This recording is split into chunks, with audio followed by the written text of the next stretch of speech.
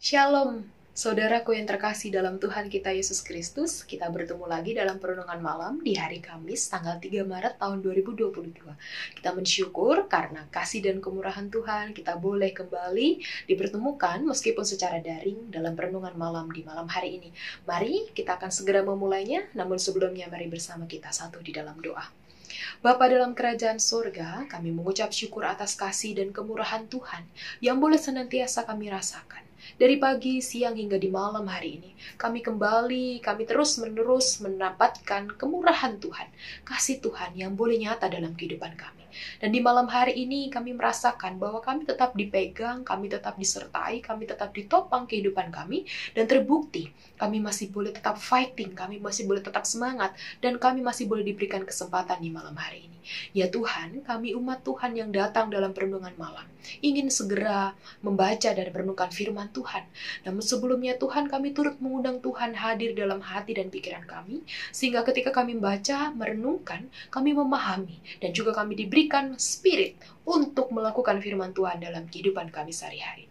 Ya Tuhan, berfirmanlah, karena kami siap mendengarkan. Amin. Saudaraku yang terkasih dalam Tuhan kita Yesus Kristus, pembacaan Alkitab kita di malam hari ini terambil dari 2 Korintus pasal 6 ayat yang keempat hingga ayat yang ke-10. 2 Korintus pasal 6 ayat yang keempat hingga ayat yang ke-10, demikianlah firman Tuhan.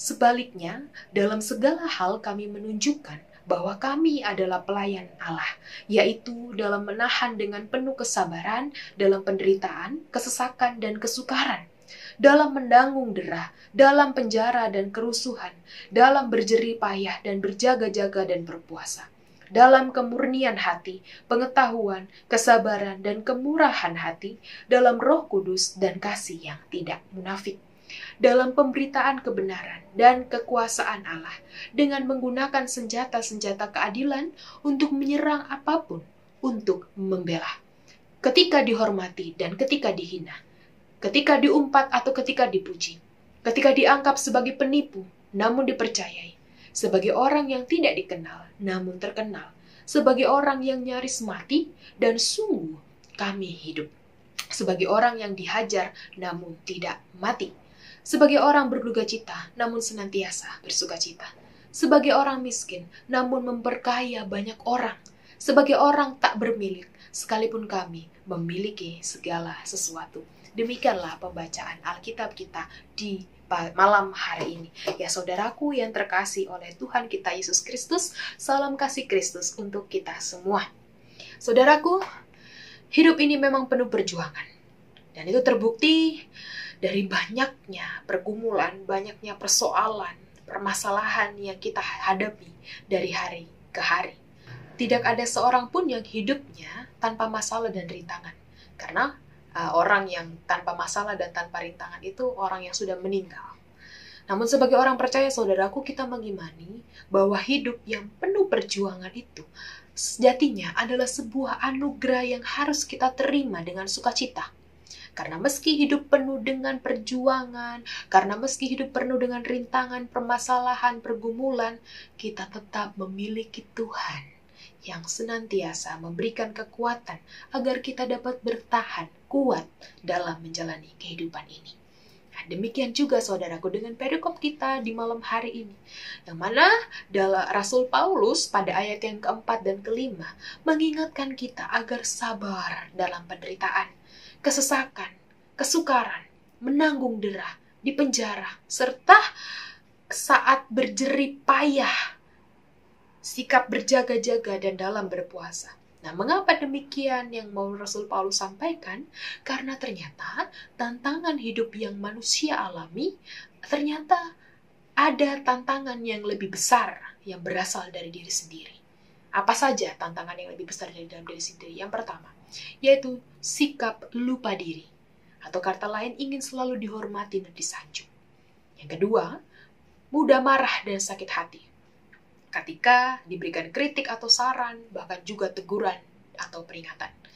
Yang ketiga, membalas kejahatan. Bagaimana sebagai respon kita ketika kita marah, ketika kita sakit hati atas perkataan dan perbuatan orang lain. Dan masih banyak lainnya. Ternyata sikap-sikap seperti ini tidak mampu membawa kita menjadi pribadi yang membawa damai dengan sesama kita. Bagaimana mungkin ketika kita dalam perasaan marah, kita suka disanjung, merasa diri paling penting, kita dapat memperhatikan kondisi orang lain. Nah, hal-hal seperti ini yang harus bersama kita jauhi dan kita hindari. Nah, saudaraku, memang benar, ketika kita menjadi pembawa damai, terkadang kita harus berkorban perasaan. Kita harus berkorban perasaan, kita harus mengorbankan bahwa sebenarnya memang kalau memang kita benar dan pihak yang lain salah, kita harus berkorban itu. Karena itu langkah pertama untuk terciptanya pendamaian. Hanya satu itu. Tapi itu justru yang paling sulit untuk dilakukan. Sebab mengapa? Kebanyakan dari kita pasti akan marah. Pasti tidak terima dengan keadaan. Namun, kita tetap dalam sikap marah kita, disitulah iblis akan senang. Iblis melihat anak-anak Tuhan sulit berdamai dan bermusuhan. Jadi semakin iblis senang, dan disitulah kesempatan iblis untuk menggembor-gemborkan, untuk memecah belah kehidupan orang percaya. Semua itu disebabkan karena kedua belah pihak, termasuk kita juga, terkadang tidak mau untuk mengalah. Memang itu salah satunya, tapi itu paling sulit dilakukan. Kita hari ini mau diajak untuk berefleksi. Bagaimana seandainya Allah juga bersikap demikian? Kalau Allah bersikap seperti itu, maka tidak ada lagi manusia yang hidup. Kenapa? Sebenarnya antara Allah dan manusia ada permusuhan. Di mana? Lewat dosa manusia. Kita sebenarnya bersalah di hadapan Tuhan. Tapi Tuhan tidak berkeras hati, saudaraku. Namun sebaliknya Tuhan Allah mengambil keputusan untuk mendekati kita. Yaitu dengan perantaraan Kristus. Kita didamaikan dengan Allah lewat karya penebusan di kayu salib. Allah mau berkorban perasaan, walaupun sebenarnya Allah ada di pihak yang benar dan kita di pihak yang salah. Allah tidak mempersoalkan siapa yang salah dan siapa yang benar. Allah tidak membuat perhitungan. Dan inilah Injil, berita yang paling sentral dalam Alkitab. Di mana di dalam Kristus kita diajak berdamai dengan Allah dan juga sesama kita. Oleh sebab itulah pesan perenungan kita di malam hari ini, bahwa Allah telah mempercayakan berita pendamaian itu kepada kita semua. Dan Allah sudah menjadi contoh. Allah berkorban rasa untuk mau merangkul kita. Nah, saudaraku, dalam pelayanan apapun, dimanapun kita berada, terlebih lagi pelayanan kita di gereja, pelayanan pendamaian itu harus kita beritakan. Yang mana setiap orang menerima pendamaian dari Tuhan. Kita menjadi membawa damai bagi orang, bagi golongan yang saling membenci. Kita memulihkan keluarga yang retak. Karena itulah tugas kita. Dan selanjutnya, meski kita harus berkorban rasa, kita harus tetap dengan rela melakukan itu demi terciptanya pendamaian.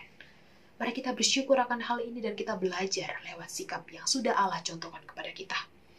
Saudaraku, saya akan menutup perenungan di malam hari ini dengan doa yang diajarkan oleh Fransiskus dari Asisi. Demikian doanya.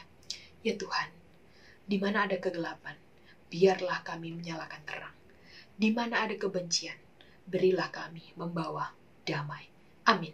Tuhan beserta dengan kita. Mari bersama kita berdoa. Ya Bapa dalam kerajaan surga, terima kasih untuk kebenaran firman Tuhan yang boleh bersama kami renungkan di malam hari ini. Terkadang memang kami harus belajar untuk berkorban rasa, untuk terwujudnya pendamaian. Kami belajar ketika kami tetap mengeraskan hati, pasti akan terjadi perpecahan dan tidak ada damai sejahtera di bumi. Kami belajar, kami dikuatkan oleh firman Tuhan di malam hari ini. Biar dalam prosesnya kami tetap mau mengandalkan Tuhan, sehingga kami boleh siap untuk berkorban rasa, meskipun sebenarnya kami di pihak yang benar. Tapi itu untuk kebaikan dan kami menjadi pembawa damai. Terima kasih Tuhan untuk firman Tuhan di malam hari ini. Ketika kami sebentar lagi akan beristirahat malam, kami yang mungkin juga akan melanjutkan berbagai aktivitas kami lainnya, kami mau taruh kehidupan kami di dalam Tuhan. Karena kami percaya, ketika kami berjalan bersama dengan Tuhan, Tuhan sendiri yang memegang kendali kehidupan kami. Ya Tuhan, ini doa kami. Ampuni segala dosa dan kesalahan kami yang telah melukakan hati Tuhan. Sehingga kami setiap hari diberikan iman yang baru, kami melakukan yang terbaik dan kami menjadi pembawa damai. Di dalam nama Tuhan Yesus kami berdoa dan mengucap syukur. Amin.